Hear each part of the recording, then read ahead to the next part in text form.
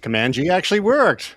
Good evening Hey. and welcome to Momentous Live, episode 79, featuring four superficially intelligent beings ready to make you some disturbing artwork and track your influencer selves throughout the internet and creep you out. We've got That's what we're here news. for. What a sales job. All right. Hi, Mom. Hey, Yeah. we've got some big news for you right here. Instead of me like wasting precious seconds rattling off a ton of links, which I sometimes forget to do. How about Did you just finally do go it? to momentous.tv/links. Look at that nice short URL. It's not pretty yet. It's very, very quick and dirty, but there it is. You can follow us on Facebook, Instagram, Flickr. Remember that? LinkedIn, Oh my God. Twitter, Vimeo, and YouTube.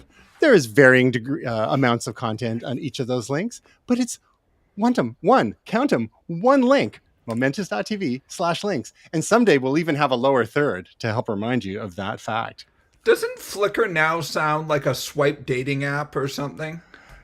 Flick left and flick right. Yeah.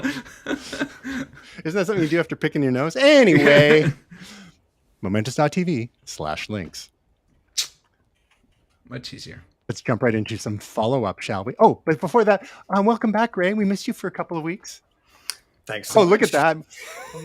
What? It's tiny. It's tiny. Okay, I'll Well flip it done. around. Still awesome. I like that. You didn't prep us for it.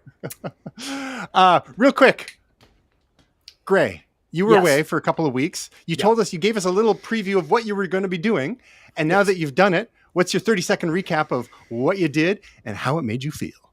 Burning Man is absolutely an incredible experience. It is not a festival. That was survival camping. It was 46 degrees during the geez. day. There were 3 dust storms that if you did not have a respirator on, you probably had a lung full of silica. It was some great music. There was some really cool stuff. On the Sunday night, somebody had posted that Diplo was going to... So Diplo actually did play Burning Man, but a camp had posted that he would be playing early in the week. And so I actually decided to go to bed and just get a good night's sleep, and a few of my friends did not. So they got punked. And then later in the week, Rufus Du Sol, who was in Europe at the time, was purported to be at another camp. 10,000 people ended up in that intersection, including myself, and I thought it was the funniest damn thing ever. I met Dr. Paul Stamets, a mycologist and namesake of the character on Star Trek Discovery. I was just going to say, I recognize him from a current science fiction series. Go on. Yes. Yeah. And the guy can cut one hell of a rug. He dances like a dervish, and it's kind of amazing. So did a little bit of volunteering with the Leave No Trace outreach team. There are 10 principles that guide the Burning Man community, and Leave No Trace is one of them, which means that you don't let things damage the playa, the desert, the Black Rock City. And so we go around and basically point out to people like your fuel's supposed to be in a secondary container, or that's too close to the generator and it's going to explode and kill you, or you've got black water leaking out of your RV, which you have to dig up that sand and take it with you. Mm-hmm. So Gross. But 80,000 people, over the course of 7 to 10 days for most people. Some people were there for 2 months, just building the city. Absolutely incredible. My Was it built on rock and roll? Video actually killed the people that were going to build that, so it's fine. Okay. But I have my expectations were set very, very high, and they were not high enough. The art was incredible. The people are incredible. It's a gifting economy, so decommodified. There's nothing to purchase there outside of ice, which is done through 2 or 3 camps, Arctica and a few others. And it's been interesting getting back to what you call the default world. I had a bit of a decompression along the way.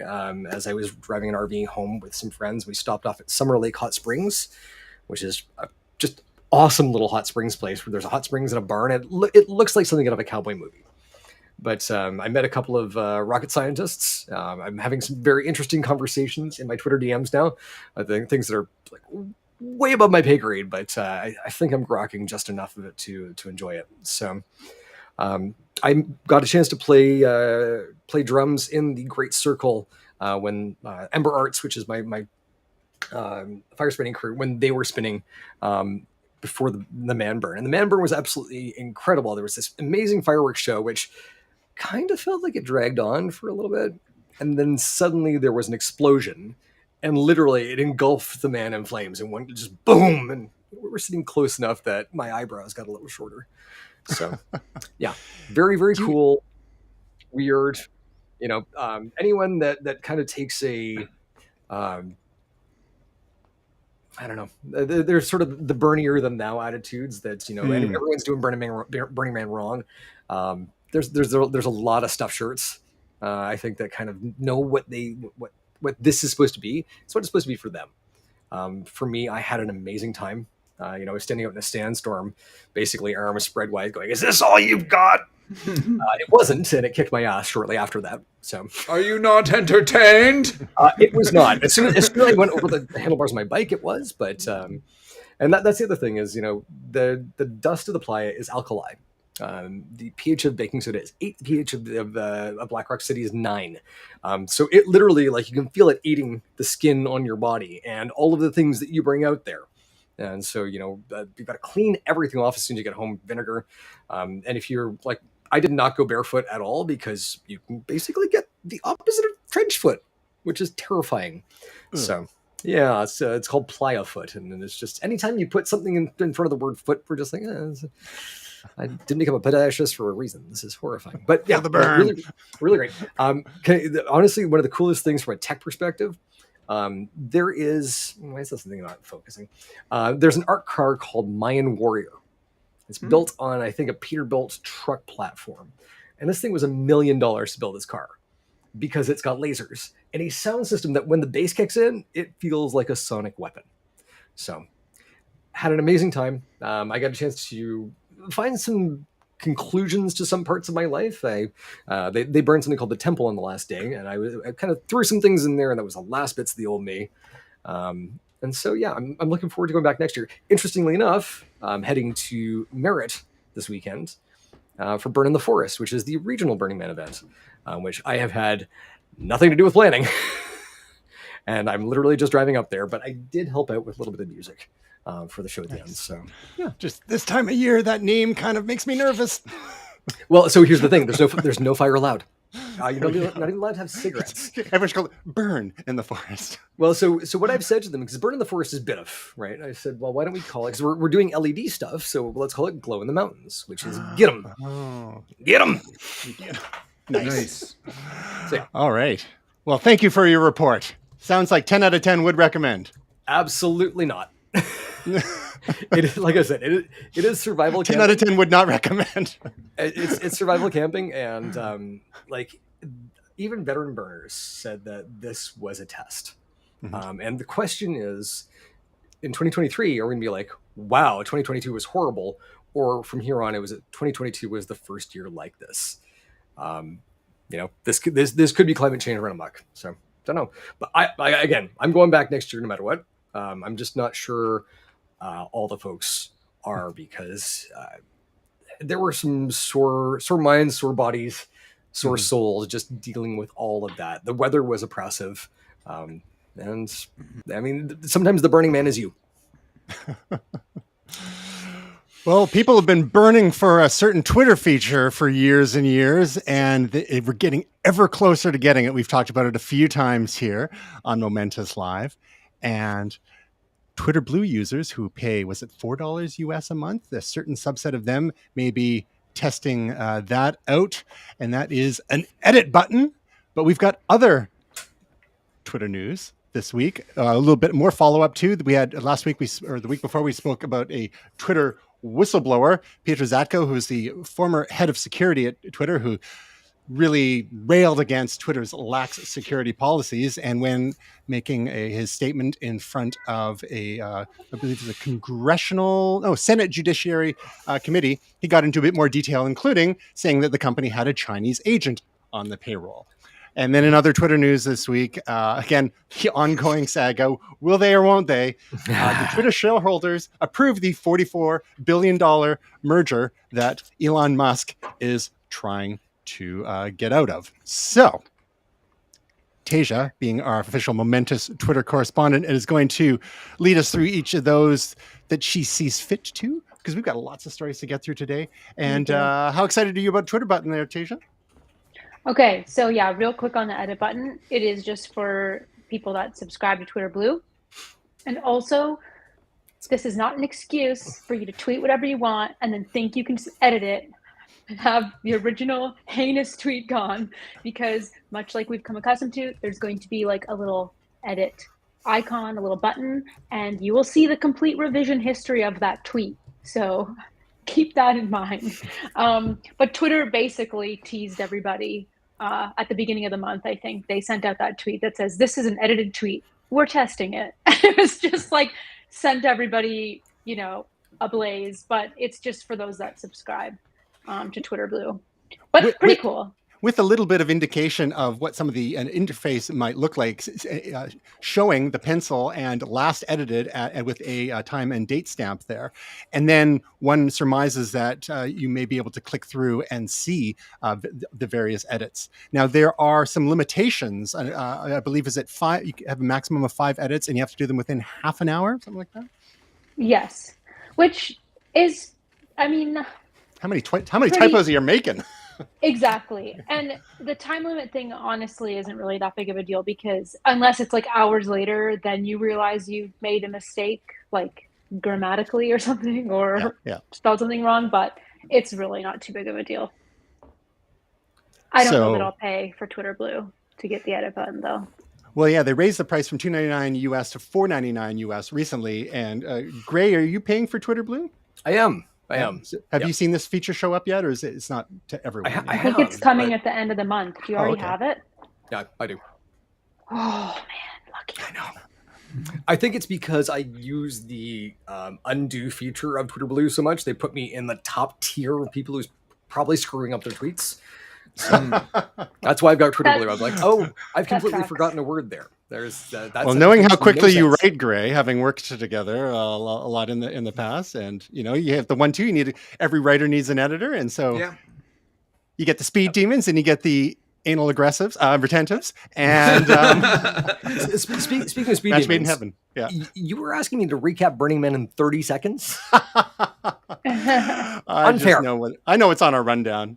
Okay. So moving on to our next, we'll let Greg kick off the next little bit on the Twitter whistleblower before we let Tasia go ahead. But yes, the Chinese agent on the payroll, according to Peter Zatko. So this is great because Twitter is actually in very good company, because there are quite a few companies that have Chinese agents on the payroll. Mar-a-Lago probably being the most prominent one. That's the joke. We waited for that. All right. No, I think that's pretty good. So here, here's the thing. The question now becomes, looking at Twitter's their approach to, again, the former president and quite a few other issues. We put down to what's his nuts with the beard there, Jack Dorsey. Jack. What's his nuts? That's a good name for him. He's probably got nuts in that beard. Yeah, well, squirrels are for it. But looking at this, it's just, so how much influence did foreign governments have on the former president's platform of choice, and how many decisions were guided by just kind of keeping him in the spotlight, which I think actually really weakened the American position. So it'll be interesting to see. They were informed of this. Where did that go? And who made the decision not to follow up on it? Tasia, anything to add? Just the fact that this isn't like the first instance of this. So apparently they've had foreign agents before. So it might just be something we want to keep our eye on. And it's probably not unique to Twitter either. No, exactly. No. It's like, duh.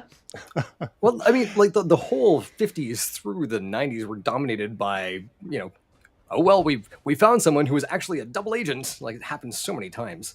So this is just everything old is new again. And finally, Tasia, do you think now that the Twitter shareholders have approved the $54.20 per share purchase agreement, which is a fair premium on the current stock price at the moment, just whatever we may discover in terms of the number of bots on the Twitter platform, if it's higher than the 5% that they claimed, that Elon didn't ask for due diligence provisions and just like went in, guns ablazing. Do you think this is, they're going to go their separate ways? It's going to be a long, protracted thing. They're going to force the purchase. What's your take on this, this unending saga? I think it's going to play out for a while because he's still going to want to try to get out of it. Obviously, they approved this. Like the share price, they're like, yes, unanimously, yes. So like, that doesn't surprise me. But I don't think it's not going to help or hinder his case either way. Like he's moving forward with that, and he's going to use one, if not many, whistleblowers in his defense in trying to get out of this. So it's going to be really interesting to see how it actually plays out and what the actual legal provisions were in the contract, because that's all the judge is going to care about. Because he can argue till he's blue in the face about all these other things, and this whistleblower said this, and the bots over here, and whatever.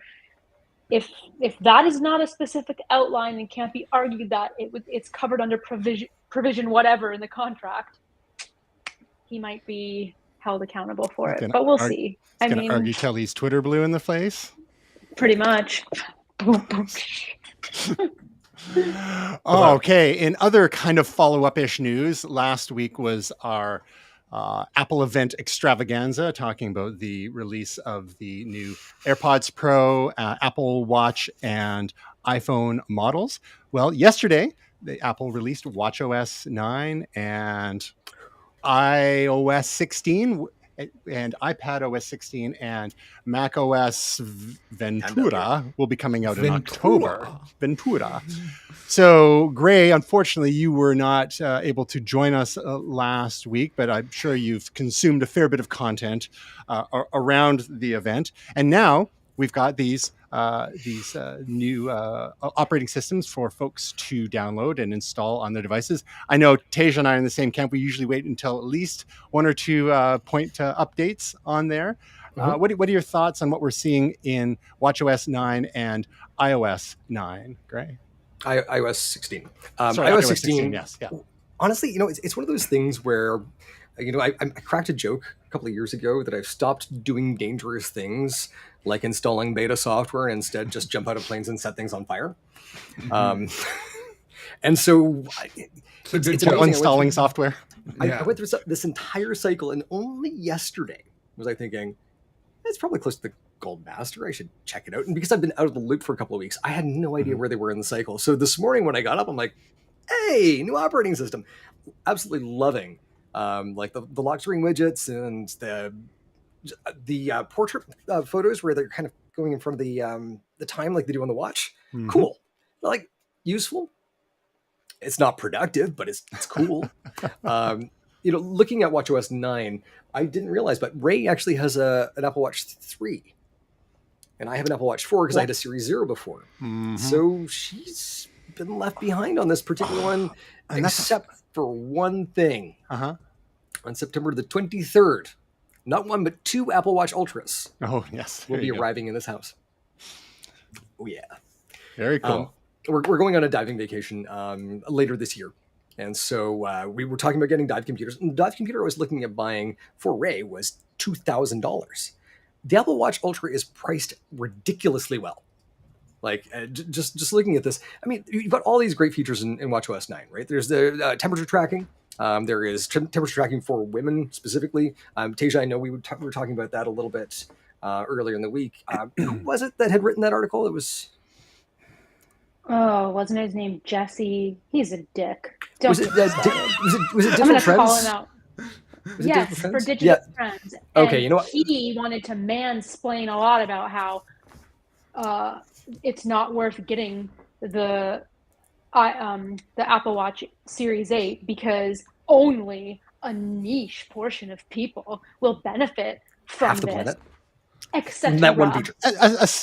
But does half the planet actually track things that closely? I mean, aside from Catholics? Maybe they should. Right. But honestly, that guy's been spitting bad takes for like 10 years. I can remember arguing with him when Twitter first came out. So it's just like, is this on purpose? Or did you just stumble into this level of stupidity? But so looking at this, like the better run tracking, some of the cool stuff that they've got here, being able to set entry and exit points on GPS with this, 2-channel GPS now, incredibly handy in the water. Because the one thing that I'm not great at is underwater navigation. And it's essential. And now I've got a GPS. I'm like, it's a little like when your teacher said you wouldn't have a calculator with you. You're like, nah. What would I? And it's got a built-in compass too, does it not? Yes. Yeah. Well, I wonder if that'll work underwater. It will. Nice. So looking at all these cool features, watchOS 9 is absolutely gorgeous. One stupid thing they did was they've removed the ability to have the all red modular screen, because that is now the night mode on the Apple Watch Ultra, and it's no longer available on the Apple Watch series. I think that's going to get reversed, but it's taking anything away from users. Dumb. Mm-hmm. And so I'm gonna send an at Tim later on and be like, yo, Tim Apple. No. Good morning. Good morning. But honestly, like looking at this, the thing that blows my mind, Apple Watch Ultra is $50 US more than the stainless steel model. This thing has a 75% bigger battery. It is Bigger ruggedized. It has a better microphone rate. $50 more. This is probably the best deal in the Apple Watch family, outside of stealing one. So we went with the 2 Ocean bands, and then I've got every other band coming from AliExpress for less than $60. Because Very cool. yeah. So anything else to add from the others about watchOS? And anyone here install watchOS 9 or iOS 16? Doing it right now. Oh, you did it, Tasia? I did it because I'm working on a YouTube video for iOS 16 and wish it was done by now, but it was a day. So anyway, but it's amazing. But that'll be my pick of the week because I want to talk a little bit more about that later. Gotcha. But watchOS 9 has been pretty good too. There's like different font, a little bit of different haptics I've noticed. I haven't had too much time today to like mess around too much with it. Different notifications like we see a little bit in iOS 16 as well, but so far everything's running smooth. Nice. There is an epic MacStories.net review of watchOS 9. The MacStories.net is kind of taken over from Ars Technica when it comes to deep dives on certain operating systems. They also have quite an in-depth iOS 16 review, which is available for paid subscribers, but the watchOS 9 one is just available for free to anyone who wants to visit the website. And anything and everything you ever wanted to learn about watchOS 9 is in this review. So we will leave that in the show notes here. Has anyone installed iOS 16? Did you dare, Gray? I did. Oh, yeah. I did too, honestly, Gold Master releases now are pretty solid, unlike this camera today. I blame the cat. The cat. Always blame the cat. He's so good looking, though. How can you blame him? That face. Well, that's the thing. The camera can't contain handsomeness of that magnitude. Yes. So, all right. So one last little bit in Apple news, and we'll leave again the links for the iOS 9 and iOS 16 articles covering all the features. We did talk a bit about them back in June when they were covered in at WWDC, Apple's Worldwide Developers Conference. But this week, last week, in addition to the iPhone September event, there was also a Code conference, which Code was originally started by Kara Swisher and Walt Mossberg, a couple of legendary tech journalists, and I believe it's been going for about 20 years. It's had a few different names. It used to be called All Things D, and this is the last Code conference that Kara Swisher was going to be actively involved in. But at said conference, she and Tim Cook and Johnny Ive sat down to reminisce a little bit about the olden days and Steve Jobs in particular, and announce the launch of something called Steve Jobs Archive, which you can find at stevejobsarchive.com. And also Lorraine Powell Jobs, which Steve Jobs' widow was also part of the conversation. And Tim, Johnny, and Lorraine started this archive featuring all sorts of previously unreleased documents and other media that Steve Jobs produced over the years, including a September 2010 email that he sent to himself. This was about a year before he died, and some really interesting reflections there. talking about I grow little of the food I eat, and of the little I do grow, I did not breed or perfect the seeds. I do not make any of my own clothing. I speak a language I did not invent or refine. I did not discover the mathematics I use. I am protected by freedoms and laws I did not conceive of or legislate, and do not enforce or adjudicate. I am moved by music I did not create myself. When I needed medical attention, I was helpless to help myself survive. I did not invent the transistor, the microprocessor, object-oriented programming, or most of the technology I work with. I love and admire my species, living and dead, and am totally dependent on them for my life and well-being. So someone in reflection mode, in the maybe thinking that they might not have that much more time on the planet. So that's just one example of some of the content you'll be able to find on stevejobsarchive.com for anyone who has ever dismissed him as, just merely a marketing guy. That just betrays one's ignorance of his history in computing.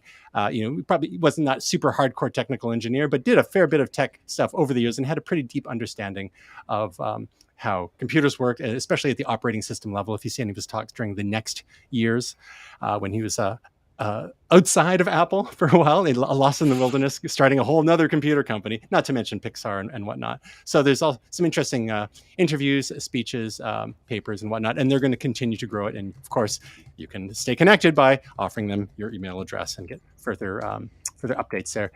It's not so much a hagiography, but it's just further reading for those who are interested in the life of someone critically important in the history of technology, especially as it relates to regular everyday consumers, because we've all got this black mirror carrying around in our hands, thanks in no small part to Steve and Johnny and Tim, of course.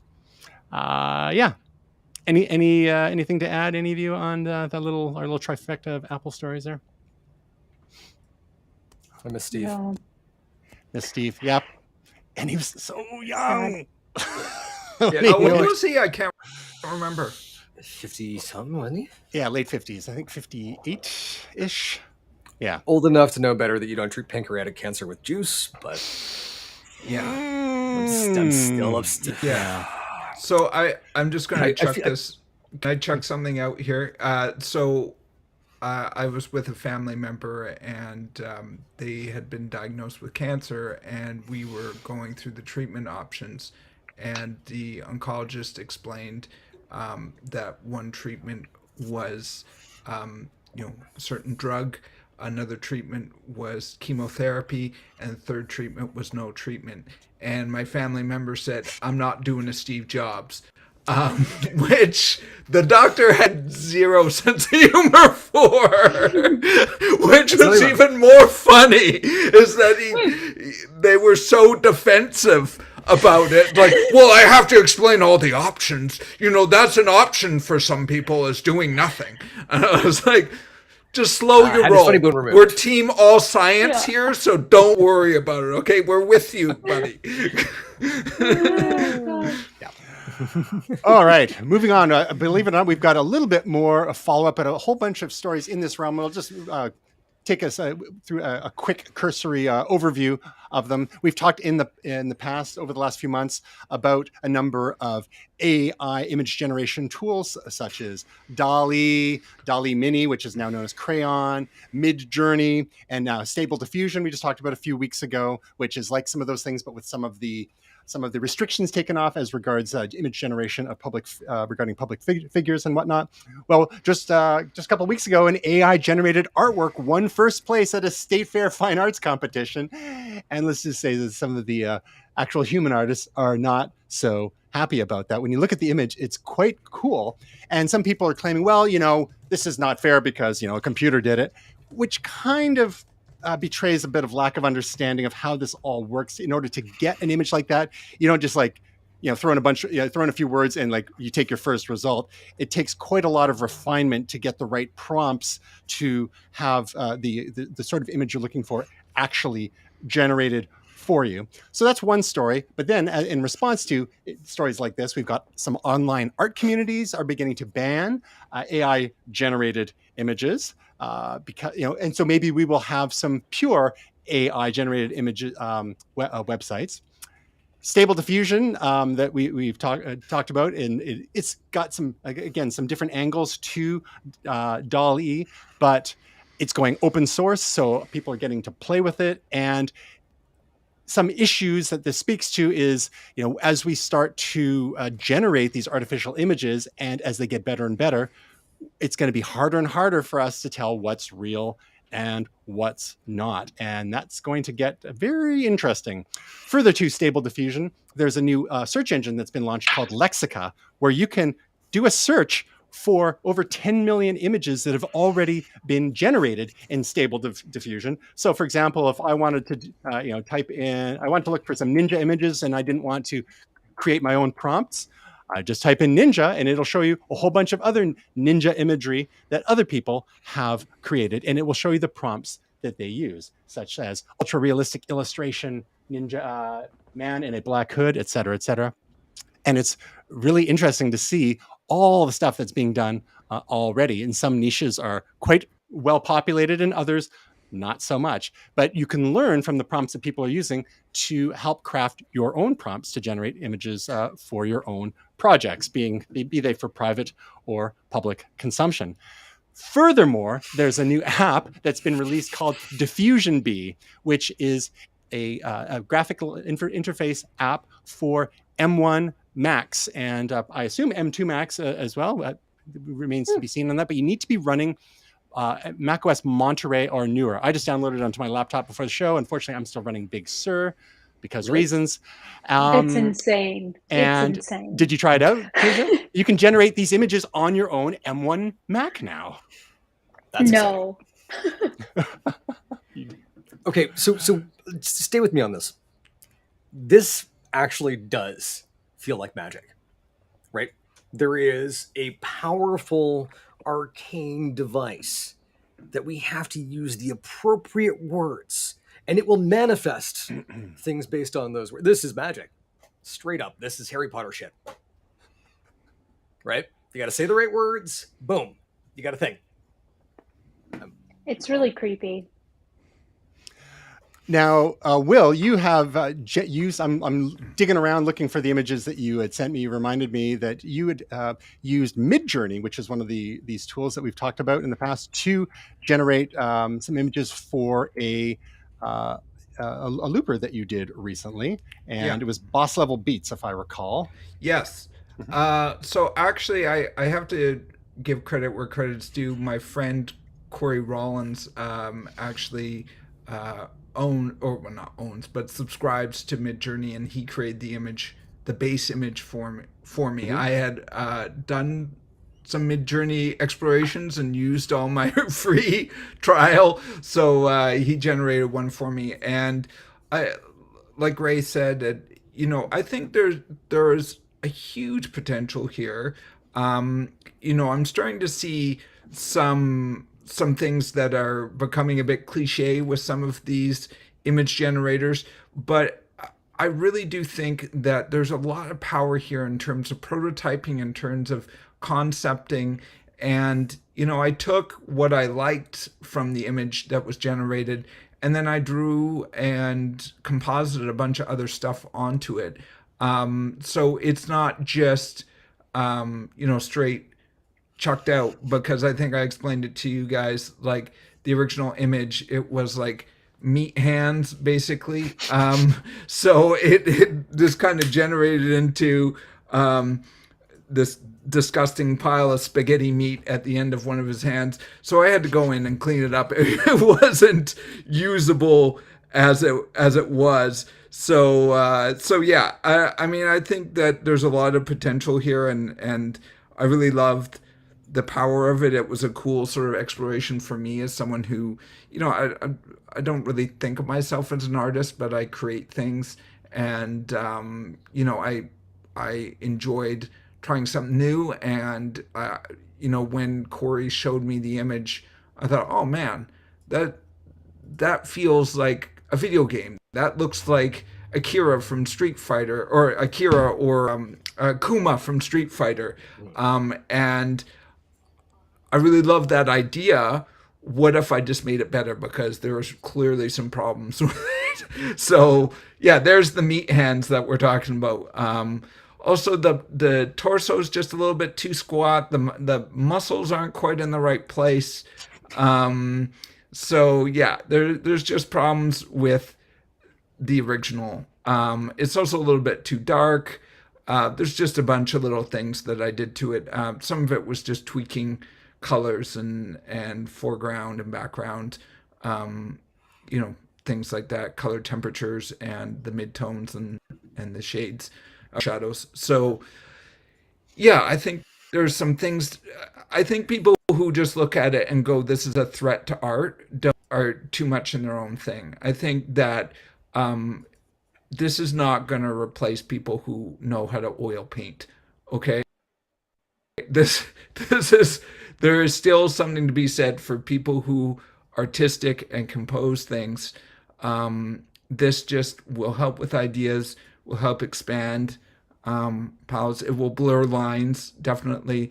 But I think there's just a lot of good stuff in there. And I think that we often get really negative when things like this come out, or people draw lines, or people get defensive about this destroying art. I don't think art's going anywhere. Art may change. This may be another tool, but I really don't think this is the end of art or artists. So that's just my personal feeling on it. And I think it's dead for embracing new things and seeing how you can use them. Well, if you want some insight into the sorts of things that are in people's minds when they're trying out tools like this, including Stable Diffusion in Lexica, just do a search for something like Pikachu and look at all the very strange types of Pikachus that get generated, including, Pikachu as Mario. We got some sexy Pikachus. We got, like Pikachu with Mona Lisa and all Sexy sorts Mario of Pikachu. Why are there so many sexy Pikachus? Well, Okay, so it's a subculture. Let's. Huh. Seems to be an overwhelming amount of sexy Pikachus. a lot of folks that are out there into the shock mouse. I'm saying that's a thing. Oh boy. That's Getting All right. worse. The further you scroll, it's getting worse. Yeah, goes downhill. 34. So And you were saying that it's cliche for some of these online generators. Is it possible that these things might actually plateau? They might have creatively bankrupt moments. They might get writer's block. I'm really looking forward to seeing a quantum computer just stuffed with angst because it can't come up with the next chapter. That's when we know we've hit the future. Well, the other thing that I'm noticing is that you can tell. Do you know what I mean? Like the number of people who came to me and said, "You used Midjourney." Like people have seen enough of them to know what is pumped out of it. And I actually sort of was a little defensive. It's like, well, it was Midjourney, but it wasn't all Midjourney. I spent 5 hours fixing that thing. Let me show you the meat hands on that sucker when I started. So I did feel sort of defensive. That is me too. That's not just Midjourney. I use Midjourney, but it's. I think Midjourney worked just with me. I didn't work with Midjourney. Exactly. Yeah. I'm the headliner here. Moving on to other news in AI dystopias. Recently came out this AI stalks influencers in the wild to expose the horrors of high-tech surveillance. So this one intrepid researcher named Dries de Puerter was basically crawling open cameras and cross-referencing them with Instagram posts over the course of weeks and weeks, and then matching these images up, and you can see how a lot of times as influencers, they're what they're doing to get their perfect their perfect shot, and you can see them on these open cameras, and then you see the finished shot as it appeared on Instagram. What's a little unsettling about this is how many open cameras there are. I mean, we've heard of CCTV being deployed around the world, especially in places like the UK. London has got thousands and thousands of closed circuit TV cameras, but a lot of folks might not be aware of these whole open cameras. And back in the 90s, it was people would put a webcam online and point it at a coffee pot so they could tell whether it needs to be refilled and so on. But there is a lot of these open cameras that are pointing into very public places. And when we're in the public, we don't have it. Technically, we don't have a right to privacy per se. But once you start seeing people cross-referencing these cameras to what people are posting on their, to be fair, public Instagram feeds, it just gets people thinking and gets people talking. So Tasia, as an influencer in your own right, what are your thoughts on this sort of use of AI? And does it make you think a little bit differently about how the sorts of things that you might post and where? I'm not sure. I know you're not like overly, selfiegram type person online. As we know, there's some people that's what they live for. What are your thoughts on this development? It's like what I tell you guys all the time.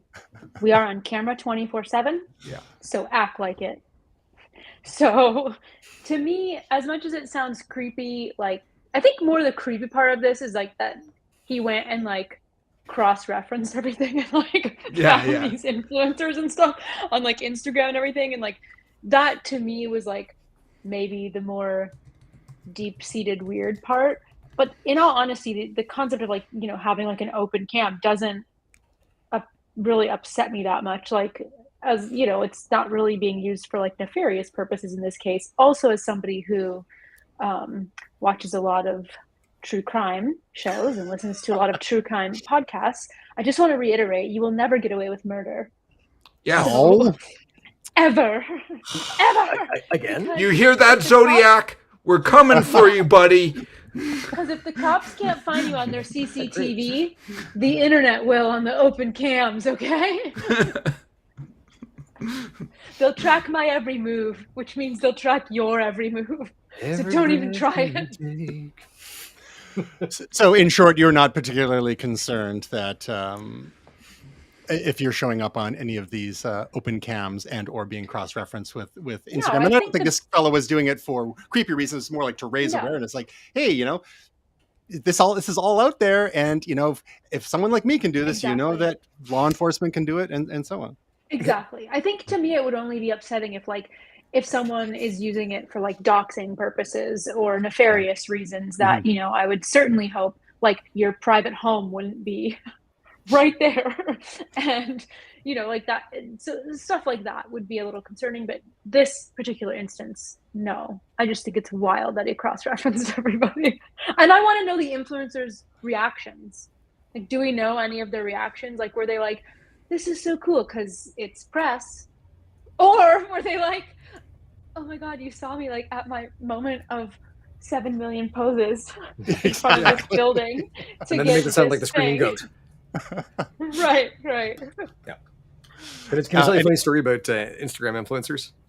So decommodification means that you don't take pictures for your sponsored Instagram profile on the playa at Burn. And so wow, it just went to night mode. Very cool. I love when that happens. And so in order to this, there is a phenomenon. They're actually reaching back into Burning Man history. Something, I have to pardon me for the words here, shirt cockers. And these are people who will go outside with a shirt on with near any pants. Oh, Winnie the Pooh style. Yeah, I was just about to say. So this year, someone actually orchestrated a shirt cocker march. And they went around looking for people with professional cameras in their, Burning Man outfits, and would stand in the background of the photos, and just give them the shaft. That's funny. So I have a question then. So nobody's allowed to take like photos there, or just for? You can take pictures, but you can tell when somebody's got, the Canon with the white lens, and the guy that she's given orders to, and there are 4 or 5 different outfit changes. Yeah. Or like every celebrity that goes to Burning Man and then posts epic photos after? Sometimes. In 7 outfits. It's kind of interesting because I actually saw a number of celebrities who were volunteering with their camps. Oh, that's good. Yeah. I also did see some art cars that weren't letting people on, and they're supposed to because they're supposed to be public transit for people. So, there's some things that are, there's actually now doing it wrong at burningman.com where you can actually email them and let them know, like, this camp was a plug and play or a turnkey. It means people just pay money and show up instead of actually, like, doing the work. But yeah, the shirt cockers were hilarious, and I had many a chuckle over the course of that day. That's my story. Sticking with Tasia, we've got a couple of bits of Chromebook news. There's a brand new HP Elite Dragonfly Chromebook, which has been getting good reviews for its hardware. I mean, it's north of $1,000 US. Remember when Chromebooks were all about accessibility and education, and $300, $400, and then we started to see higher end ones, like Google's own Pixelbook, which could show people what could be done with the platform, just like Microsoft has been doing with the Surface, to show what could be done with the Windows platform and hybrid or convertible laptop/tablet devices. Well, in the 1-2 punch, we've got this fantastic HP hardware, and then we also got news that Google has canceled its next Pixelbook because they're quite in a pickle, and shut down the team building it. They're getting out of the laptop game altogether. And Tasia is our official Google correspondent. Now, you've never received a review unit of a Pixelbook or Chromebook, have you? No. So I understand their play, because really it's like they already built the operating system. You know what I mean? So like everybody else is just using, it's called the Chromebook, for Pete's sakes. So, like you could have a Samsung or an HP or whatever, name whatever. And they almost every line has a Chromebook or multiple Chromebook models, typically a lot less than $1,000 US. So it doesn't shock me. I think they had mentioned that they were going to start paring down some of their product lines, which makes sense that they would focus on the Chrome OS. But the expense of like that Dragonfly one, that's the HP one, I think it's just because it's kind of like it's a laptop / almost acts as a tablet in one and can flip in a bunch of ways, which a lot can, by the way. Just FYI, again, for under that price. But I haven't been able to like review this, so I can't speak too much about if it's worth that price. But generally, I would say to somebody, if you're getting a Chromebook for someone that just needs access to the internet, you're not getting it to store files, you're not doing maybe heavy workload on it. You can, of course, with handy dandy Google Drive. But other than that, you're basically using it as like maybe like a commuter laptop, or, maybe like you'd get it for a family member or something that really just needs quick access. They're retired maybe, and they don't need to work on Word documents or anything because you're getting Chrome OS. You know what I mean? So I don't know that you need to spend, what I'm saying is you don't need to spend north of $1,000 for that. I don't care how many times it flips. And just to remind folks out there, Chrome OS is basically, it's a web browser, and you can install Chrome plugins in your web browser, and you can run, and now in the last couple of years you can run Android apps. And that's it. Limited onboard storage. It's really a cloud connected device. That's what it's geared for. And Google, like we discussed with Snap last week as well, is paring down. Like a lot of these tech giants are kind of like taking a look at what's essential. And it seems like some are battening down the hatches for some potential rocky economic times ahead, a little bit of uncertainty. So they're deciding. Sundar Pichai, the CEO of Google, is like, okay, well, taking a look at what are the essentials here? Where do we make our money? And it's 90 is over. It's still north of 90% on advertising, and that's from Google search ads and YouTube. They make maybe a bit of money from Android licensing, and of course their services and whatnot through the Google Play Store. But they're probably not making a ton of money from Pixelbooks. So. No. I would love to know. I'd love to actually do the numbers on this to see all the projects that Google has invested money in and then strangled while they're still in the crib. If they had to just put that into refining and innovating their ad platform, would they actually have more money than everyone else put together? Probably. So maybe just stop buying things and killing them and let us have the things that we had. Stop taking them away from us. Well, maybe now that they can refocus on Chrome OS itself, since one of the criticisms of this HP Elite Dragonfly is the software side of things. So if Google focuses less on the hardware, for at least when it comes to laptops and convertibles, and more on the software, that will help enable the third-party manufacturers to do what they do best, which is hardware. And Google has shown not indicated in any way, shape, or form that they're getting out of the smartphone hardware business. The Google Pixel is still a strong brand. They're at about 2% market share in North America, to be fair, while Crushing Apple it. has just crossed the 50% threshold. So they're lucky them. Now they're antitrust regulators, monopoly time. So Apple's got to be careful there. But so we'll see. Hopefully, for Google's sake, that they can continue to increase market share, because right now they're just making the OS for Samsung and Lenovo and TCL, who and Motorola, who all outsell. Yeah, who all outsell Google's own Pixel smartphones, as great as they may be, as Tasia can attest. So here's the thing. I've got the thing for Apple here. They need to now talk to you, Max, about making a clone iPhone. We've come full circle. That's right. And then Lisa Jobs can come back and save the company, kill the licensing program. Okay. It's like a season of Succession. I love it. All right. Let's just a little bit of very quick look at a bit of gaming news. Not too much, because we don't want Tasia to fall asleep. So there were 2 events in the last day or two, one from Sony and one from Nintendo. Plus, we had a couple of other Sony stories that we didn't get a chance to talk about while Gray was away. And Gray, I'm going to throw to you on these Sony stories. And Will, feel free to jump in as you please. But a few weeks ago, there's a new Destiny 2 expansion, which is apparently giving everyone grappling hooks early next year. We'll get into that. You can take on whichever of these you wish, Gray. There's a new PS5 controller, the DualSense Edge, so a bit more hardware. We had talked previously about Sony releasing a new gaming monitor for PCs, which follows the same design language of the PS5. But these enhanced controllers are great for people who want to use them with their PS5 or with PCs or with iOS devices. And so September's State of Play event saw a whole bunch of new games and game trailers showing what's coming up on the PS5 platform. And lastly, there's a little story about, again, this was like a will they or won't they in terms of collectibles from PlayStation. Some people were calling them NFTs, and Sony was being very coy, and they're not talking about the blockchain or anything like that at all. So what the technology is behind the scene that's going to be powering this whole collectible ecosystem, I think, is still TBD. But so there's a few interesting Sony stories that have come out in the last 3 weeks or so.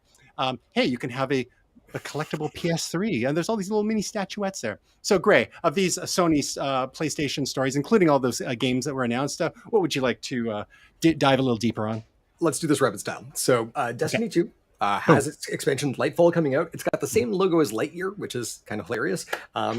The grappling hook is part of a new power in the darkness side. We were guardians who wield the light. We found darkness and stasis, and your bionic commando. And this is taking one of my favorite games from the 80s and putting it into my favorite game of now. I'm very, very stoked for it. They've done a really great job of refining all of this stuff. But the cool thing here as well is that there's a place that we did not know, a secret city on a moon of Neptune that has a branch of humanity that's evolved in a different way. Very cool stuff. Stoked to see it. It looks awesome. Right now we're in the season of the plunder. So basically they've turned us into pirates, and that is the best. So going on here, the PS5 control, the DualSense Edge, gives you back paddles, which is something that a lot of people have been modding into their systems or buying controllers that have that. They're more expensive. Hopefully they're more reliable than Microsoft's expensive custom-made controllers, because those things have the worst reputation outside of the original Xbox 360. But it looks like Sony's got a lock on this. The stuff in State of Play, the big one there for me, God of War Ragnarok. Kratos originally was a character on the PlayStation 2, has evolved almost into an old man Logan style thing. He had his wife and kids were killed years ago, and he just won't die. And so now he's raising a boy.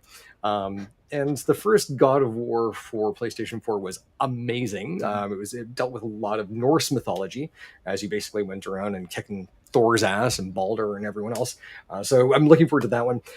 The digital collectibles, man, do they know how to market to kids. This sucks. It's terrible. And we've seen stuff like this Just matter to it through games before. Sony's PlayStation Home at one point was something like this. It's crap. So if your kids want it, say no. Just no. Last thing here, what to do with your old PlayStation. A couple of things. This is great because if you do have a PlayStation 5 in the house, remote play means that you can actually play PlayStation 5 on both of these systems. And if not, you can find a friend, hi Morgan, who you can give your PlayStation to so that they can enjoy it while you enjoy your PlayStation 5. And that... Oh, you beat me. I didn't get a chance to get that article up. Here it is right here. It was an article from Wired Magazine from just over a month ago. What to do with your old PS4. I mean, if you're Tristan, you just keep it and keep using it. I never got a PS4 because I'm still using my PS3s. I've got 2 of those if you want one. Jeff's got my original PlayStation 4. Morgan's got my PlayStation 4 Pro. Seeding the future generations of gamers. Maybe Tasia would like one. Right? Tasia? Yeah? I'll sell it. Buy yourself one of those Pixelbooks. All right. So, not to be outdone, Nintendo had their Nintendo Direct Fall Showcase, where again they announced a number of games, and we saw some trailers revealed there. And as I bring that up right here, we saw teasers for Legend of Zelda, Tears of the Kingdom, Harvestella, and Bayonetta. What is this? It sounds like all Italian. Bayonetta, yeah. And do you remember the original Bayonetta? Yeah, I remember. Fire Emblem Engage, It Takes Two, Fatal Frame. I have to admit, I'm not familiar with any of these. Xenoblade Chronicles 3. These are all sequels. SpongeBob SquarePants, The Cosmic Shake. Wow, yeah, looks like... That's actually in the same universe as Lord of the Rings. I don't know if you know that. Fitness Boxing of the North Star. Oddballers. That sounds amazing. Tunic, Front Mission 1 and 2, Story of Seasons, A Wonderful Life, and Octopath Traveler 2. Yeah, like a lot of existing IP here. Fae Farm, that have grown up. Theater Rhythm Final Bar Line, Mario and Rabbids. Is that Rayman related? Is that yes? Yeah. Okay. And Rune Factory 3. Tasia, excited all this stuff? Yeah, huge upgrade from Rune Factory 2. And some N64 additions to Nintendo Switch Online, including the one game that I'm kind of interested in here, GoldenEye 007, which made its debut on the Nintendo 64.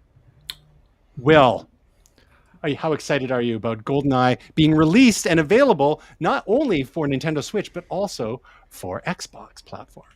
Yeah, I mean, I'm super psyched. This is one of the all-time classics, not just of Nintendo, but period in games. I think it's one of the ones that really exploded a lot of first-person shooters. This dates back to 96 or 97. I mean, obviously we had things like Doom and Wolfenstein before that, but this was one thing that really expanded multiplayer and in-person co-op. Loved it. Yes. Now, for a long time, this was a bit of a holy grail. I know that this isn't the first time we've seen it reemerge, partly just because licensing was going to be so difficult in terms of getting it released and renewing the license for GoldenEye and for the music and things like that. So there was certainly some concern every time that, people want to see it on a new platform like the Switch and things like that. But so I'm really psyched. I think the remastering, it's always funny when I look at remastered versions. I'm like, that's how it originally looked like, right? And then you see the original and you're like, whoa, I thought that was awesome at the time. So yeah, I'm super psyched for it. In terms of, you guys went through the rundown there. And there's even more. We only got through half of them. Yeah, there's very few of those that I'm very excited about personally. The PlayStation, I was probably more excited about some of the announcements there, particularly God of War as Gray went through. I mean, some of these are just I'm interested in from the Nintendo ones. Like, I like Lego, so Lego Brick Tales is interesting. The Mario Strikers, because I like soccer, and I like Mario games. There's a Disney racing game, which may be absolute poopy stinky, but I love those type of battle racing games. That's what that is. Like a Mario Kart. I'm addicted to Mario Kart whenever I play it. Zero interest in Bayonetta. But yeah, so I think for me, yeah, GoldenEye is probably the thing that I'm most interested in from there. I've never been a big Zelda guy. I know people are huge Zelda heads or fans. I'm all for it. I was talking to a friend of the show, Jerome, a while ago, and he's a big fan of the Zelda game that came out for Switch a few years ago. I forget the name of it, but so yeah, some people are huge fans. I'm just have never been that big into Zelda. Nobody's perfect. Okay. Yes. Well, I think what we're seeing from both of these slates of announcements is that the Sony and the Nintendo ecosystem seem to be pretty healthy. I mean, there's a concerning amount of like retreading going on in terms of IP, but there's some new IP in there as well. Gray, before we move on to our last couple of bits before we wrap up, anything to add on the Nintendo front here? Nope. Okay. Can I just say one more thing? No. We also had something called D23 on the weekend, which is the big Disney thing. I'm not going to go into that. I'm a huge guy into all this stuff. There's a lot of Marvel announcements and a lot of movie announcements. There's also a lot of theme park announcements. And one of the big things in the theme parks that's been a guiding force, and this reminds me of it, is that everything needs to be IP. And actually, my wife was kind of annoyed because there's intellectual property for those. Intellectual property, yeah. sorry. Yeah. There's one section of Disney California Adventure, or DCA as some people call it, where it's sort of like San Francisco theme, and they're redoing it to San Francisco from Big Hero 6. So they're just basically reskinning it. So it's like San Francisco, but they gotta have an IP in there. So some people are very annoyed by that because we're not getting a ride, we're just getting a reskin. And so it's sort of like, why does everything have to be IP? And I'm like, isn't San Francisco IP? Like, isn't that does someone own that intellectual property? City of San Francisco, maybe? I don't know. Golden Gate Bridge? Yeah, Golden Gate Bridge. So, yeah, anyways, I just wanted to interject. That seems to be the way the world's going, by the way. Disney has a mandate to put IP on everything. So, well, maybe we'll dive a little deeper into D23 next week. But one last little gaming thing from last week, in case you missed it.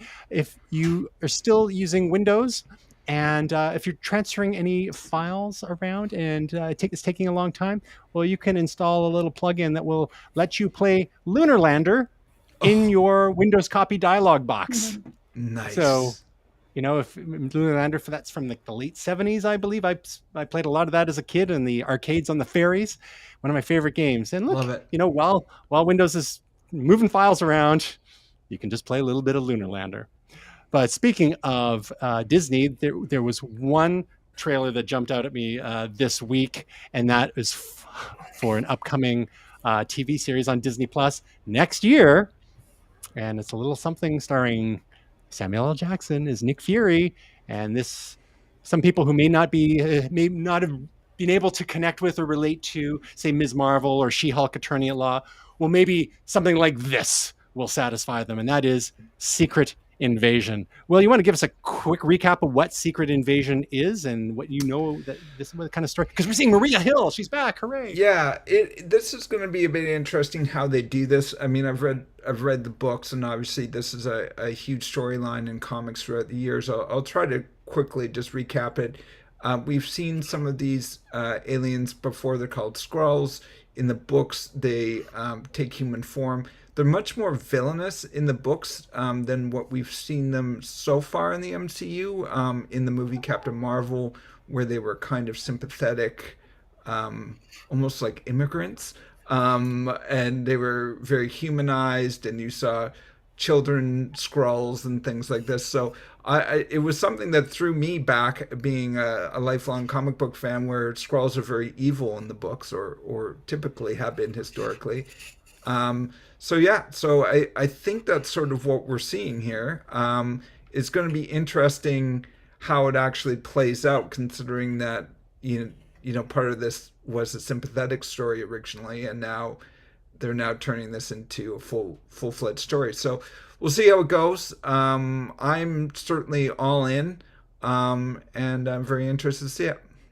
Looks like it's got some spy thriller, almost Captain America Winter Soldier vibes to it, which I'm down for as well. So, I mean, this is the scary part of Skrulls, right? Is that they replace you, and you don't know who's a human and who's a Skrull. This is a tale as old as time. Like, this is a scary movie thing, right? Like Season 4 of Star Trek: Deep Space Nine.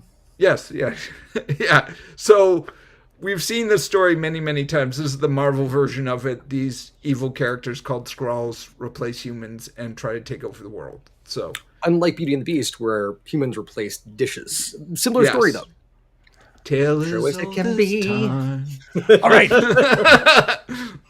Picks of the week, starting with Tasia. This is going to be a little bit anticlimactic, and Tasia can explain why. It'll be anticlimactic. My pick of the week is iOS 16. We don't have to spend any time on it. Just know that it's great, and hopefully my video is coming tomorrow. All right. And where can people find your upcoming video on iOS 16? And we'll talk about your current video in a few minutes, but... Yes, youtube.com/Tasia Custodia. All right. Will, what's your pick of the week? My pick of the week is something called Welcome to Wrexham. I enjoyed it very much, but I am a soccer football fanatic. I think there is something for everyone here. Ryan Reynolds is very entertaining, and I enjoyed it. It's definitely an interesting tale. There's another one similar to this a few years back. Was like about Salford City. I forget the name of the documentary. What's the premise of this one? This one is a couple of Hollywood stars and by basically a semi-pro team in England, and have the hopes of getting it basically all the way up the English system of promotion, which is if you're a good team and you perform well, you go to the next league, and the next league. You're promoted. So you basically, at the pros, if you are Canadian and you're watching this, it would be the equivalent of if you were in the AHL and you were really good, you would get moved up to the NHL the next year. North Americans often... Yes. But North Americans often have a hard time with this promotion relegation idea, particularly the relegation part, which means you go down a league, because if teams are going up, someone has to go down. Proof positive the Americans are not tough, right? Yeah. If your team losing doesn't mean that you go down a league, snowflakes. All of them. Yeah, I know. Well, that's my feeling on it. I love the system of promotion relegation, and this is interesting because basically these people are buying something at its lowest point and trying to bring it all the way up through the tier system. Now, having said that, they keep on saying about, no spoilers, but Ryan Reynolds has movie star money. I hate to tell you, but if they really want to get it to the Premier League, they're going to need oil baron money. They're going to need exploitation money. Like, this is how you get into the Premier League. Company. I'm just saying. Yeah. And a cell phone company. Like, the man's into all of the vices that are kind of tasteful. All the companies. Yeah. He's not doing, like, legal heroin or anything like that, but he's got a cell phone company. Yes. He's got a gin company. Yeah.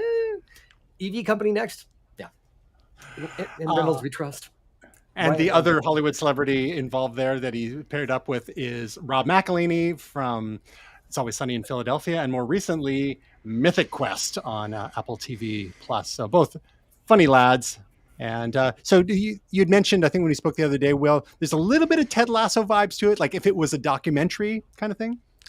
Yeah, there's sort of Ted Lasso vibes. I mean, it's definitely these guys who are plucky Americans who are going in and trying to help English people in their own way.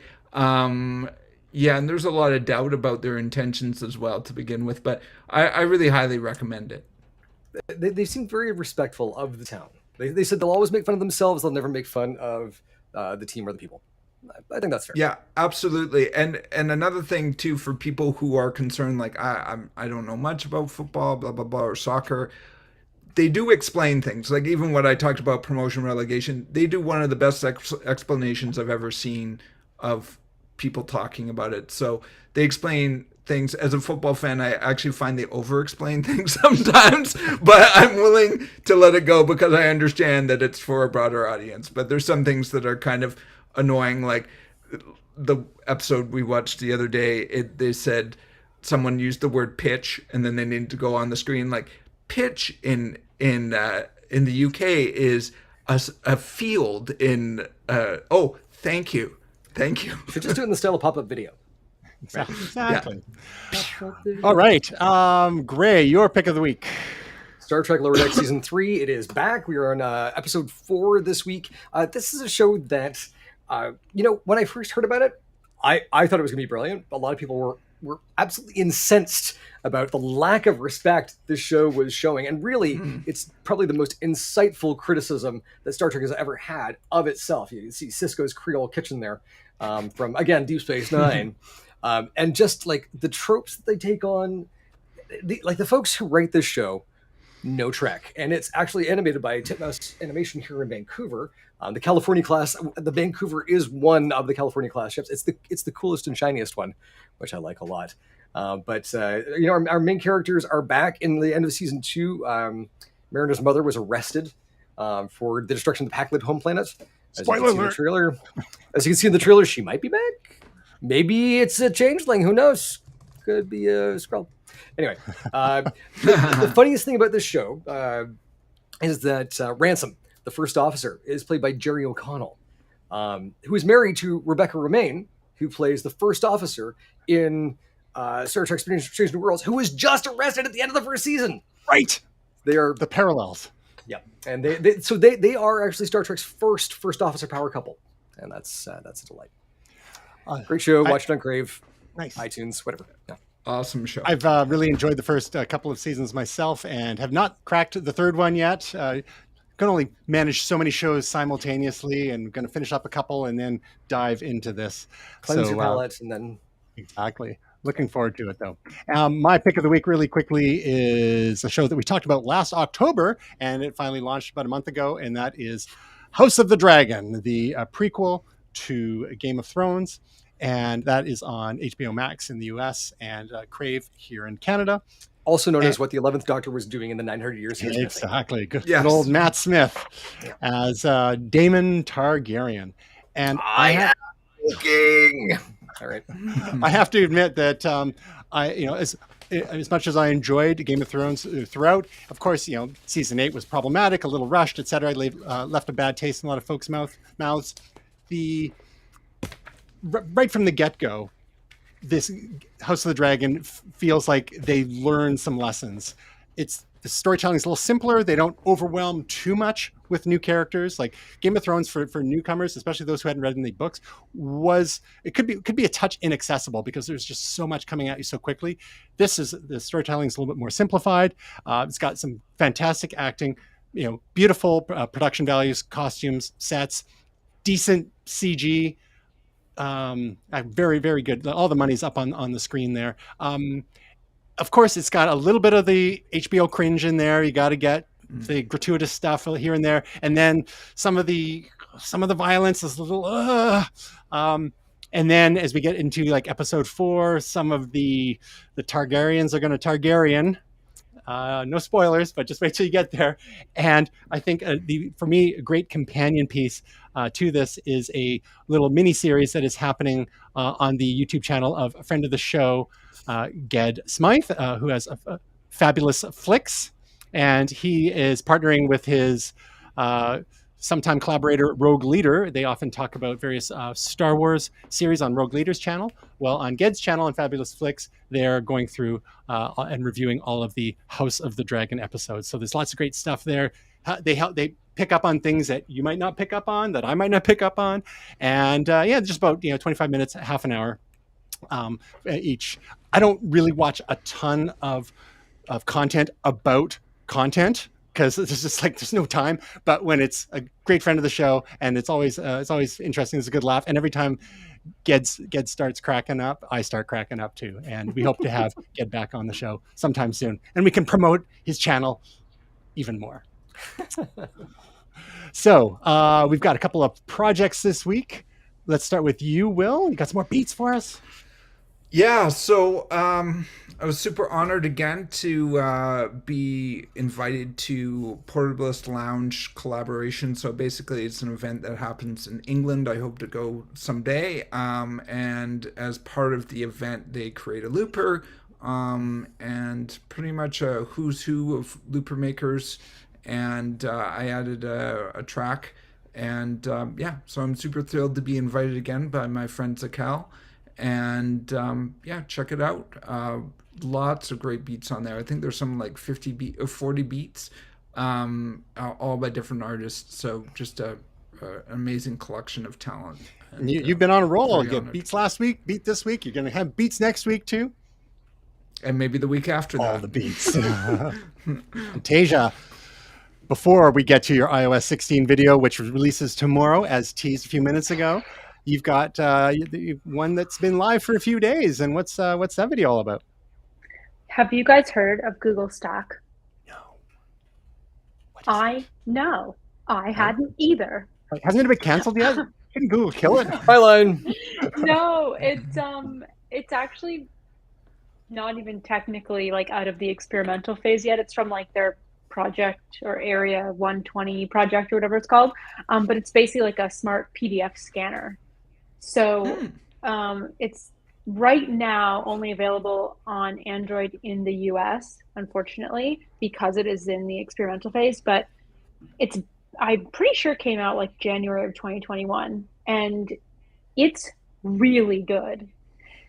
It's using AI to like pull out certain reference points of, say, like a receipt that you scan or something, so that it can automatically categorize it for you. It can pull out, the most pertinent information from that receipt for you. You can edit it all, of course, as well, if you wanted to, and reorganize everything. But it's just a really, really good way to keep all your documents, receipts, what have you, in order. And it's completely free. So I really hope that it moves out of the experimental phase and becomes available on iOS, and also outside of the US would be awesome. Very cool. And one question though, how long is it until some aspiring web developer cross-references your receipts with open cameras and footage there? And gets the number off your credit card and then... Right? Where can people find your videos and all your other work, Tasia? That's at youtube.com/TasiaCustodi.